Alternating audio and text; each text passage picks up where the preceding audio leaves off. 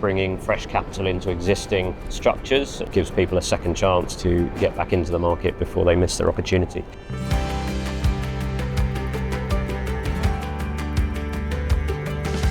Over the last 12 months, we've moved away from people dealing with issues within their existing portfolio, which has given them dry powder, stability, and they've now got underlying performance within their portfolio. So now it feels significantly more strategic, and people are now starting to look towards the next cycle, fundraising, creating new products, and those acquisitions are a key part of that. And the capital partnering that you've been leading at the forefront of that, do you see that continuing to grow, bringing fresh capital into existing structures? Yeah, I think now more than ever, that kind of focus on core locations, best-in-class assets, and income growth means that more and more capital is going to look to partner. So many investors are now more focused on the next cycle. So we were seeing some low-cost capital really backing best-in-class managers. And how do you see that channeling between the different risk range, so from value add through to core plus and core? How do you see that shift changing at the moment? There are a group of investors that do require more opportunistic returns. For us, it's kind of a balance between those traditional sectors versus the alternative ones, which are probably more in the development space. And investors seem to be balancing their portfolios.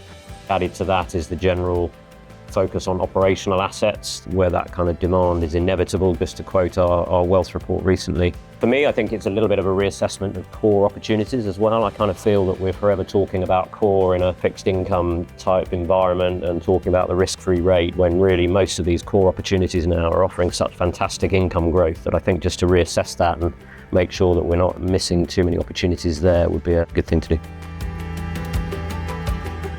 My priority would be building a pipeline.